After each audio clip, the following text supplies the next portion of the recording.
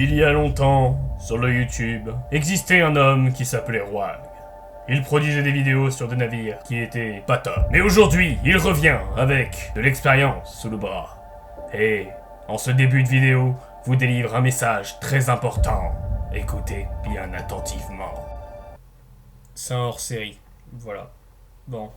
Allez, on se jette à l'eau. Bon, aujourd'hui on va parler du Fort Drum, un fort militaire américain qui a eu une sacrée histoire. Je vais vous expliquer cela. Allez, Michel, on voit le générique. Mais Roag, c'était pas un bateau, c'est pas un navire, c'est un fort flottant, c'est pas un bateau.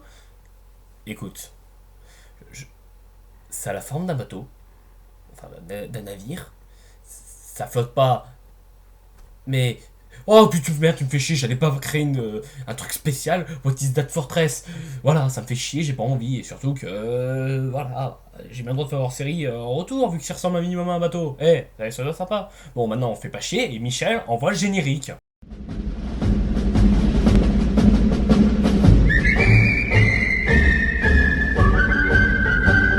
When Johnny comes marching home again, hurrah, hurrah, we'll give him a hearty welcome then, hurrah, hurrah, oh, the men will cheer, the boys will shout, the ladies they will all turn out and we'll all feel gay when Johnny comes marching home, and we'll all feel gay when Johnny comes marching home.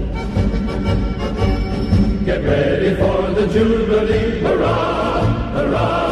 We'll give the hero 3 times 3, hurrah, hurrah. Oh, the war wreath is ready now to place upon his loyal brow, and we'll all feel gay when Johnny comes marching home. And we'll all feel gay when Johnny comes marching home.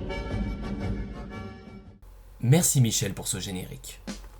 Le Fort Drum, pour plus rentrer dans les détails, est un îlot fortifié, c'est-à-dire un îlot sur lequel on a pu apposer du béton ou bien d'autres choses pour le renforcer. Le nom original de l'île était El Fraile Isla, génial mon accent espagnol-anglais, mais il fut plus tard renommé Fort Drum, pour la raison suivante, qui était construit un îlot fortifié. Oui, j'ai déjà dit avant, je sais. Alors son nom, assez particulier, à cause de sa forme, était le cuirassé en béton. Ouais, car oui, il avait une forme de bateau. On peut le voir sur ces images. C'est assez particulier, le Fort Drum a été construit en 1909, à une époque où malheureusement il y avait très peu de cuirassés sur les eaux, donc c'est assez drôle. Fun fact, il portait le nom d'un brigadier général américain, Richard C. Drum, qui a été un des plus grands héros américains, qui a participé à la guerre mexicano-américaine et également à la guerre civile américaine.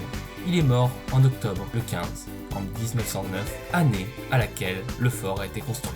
Pour ceux qui souhaiteraient les visiter, sachez qu'il se trouve dans les Philippines, plus précisément dans la baie de Manille, et plus précisément au sud de l'île Corregidor. Un autre fait amusant, c'est que Fort Drum a été un des seuls forts américains construits, du moins dans cette région du monde, entre la guerre de sécession américaine et la Seconde Guerre mondiale. A la base, le Fort Drum devait servir à contrôler les mines et les casemates.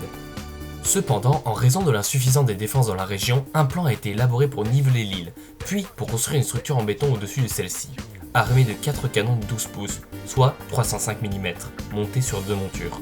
Cependant, nos chers américains remplacèrent les canons de 12 pouces par des 14 pouces, ayant un problème d'infériorité. C'est vrai que quand c'est petit, ça va pas très loin. La tourelle avant, avec une traverse de 230 degrés, était montée sur la partie avant du pont supérieur, située à 9 mètres sous le pont supérieur. La tourelle arrière, traversant à 360 degrés, soit un tour en complet, était montée sur le pont supérieur. Les canons des deux tourelles pouvaient atteindre une altitude de 15 degrés, ce qui leur laissait une autonomie de 19 200 yards, soit 17 km environ. Le Fort Drum ne se composait pas seulement de ces immenses batteries de 356 mm. Également, il y avait 2 paires de 6 canons de 152 mm passés de part et d'autre du navire en casemate. Il y avait aussi des défenses antiaériennes de 3 pouces, 76 mm, sur des supports de type araignée. Ces mêmes canons de 3 pouces étaient sûrement des M1918 installés à la même année. C'est-à-dire 1918, pour ceux qui ont la mémoire courte. Le fort pouvait se vanter d'un pont en béton armé d'acier de 6,1 mètres d'épaisseur, et ses murs extérieurs avaient une épaisseur d'environ 7,6 mètres à 11 mètres, soit de 25 à 36 pieds, ce qui le rendait pratiquement impénétrable aux attaques navales ennemies et également imprenable. なあ横田、俺はこ金持ちは嫌いだが草加だけはなかなか頼りになる人物だと見ているんだ。他の金持ちのいわゆる温情だの人情味なんてもんに俺は鼻も引っ掛けんが、奴らは見どころのある人物だよ。つまり封建時代のいい意味の影響がまだ残っているんだな。うん。士族の商法が成功してあの地位まで行った男なんだから、自然他の金儲け一途の汚い奴らとは何かのことで違ってくるんじゃないかな。北が娘をもらいに来た時には金持ちは嫌だとかなんとかグズグズ言っとった。いや、今だから言うわけじゃないが、あの男には昔から気骨があった。気骨は貴様の先輩だろう。貴様どう見たって徳川時代の人間だよ。俺が文部大臣なら博物館の陳列棚を一つ開けて強制的に貴様を収容する。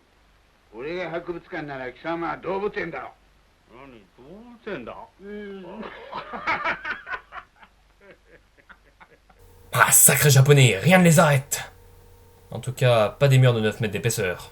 Ainsi, les Japonais l'ont occupé durant la Seconde Guerre mondiale, puis les Américains l'ont récupéré. Malheureusement, avant de partir, les Japonais ont mis le feu au pétrole présent dans les cales. Entre guillemets, les cales, hein. Et 62 soldats japonais étaient encore dedans. C'est conceptuel.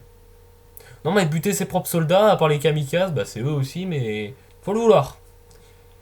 Malheureusement, les Américains ne purent approcher le fort que quelques jours après, à cause de la chaleur présente sur place. Le fort fut, par la suite, plus jamais utilisé dans un contexte militaire. Et aujourd'hui, la seule chose qui est intéressante à voir dessus, c'est les restes des tourelles et un phare. Triste vie pour un fort qui avait si bien commencé. Et du coup, c'est la fin de vidéo. J'espère que cette vidéo t'a plu. Si c'est le cas, tu peux mettre un like. Si elle t'a pas plu, dislike. Tu connais la chanson, j'ai pas besoin de t'en répéter. À la prochaine, blablabla. Retour des Voici Chip. Salut!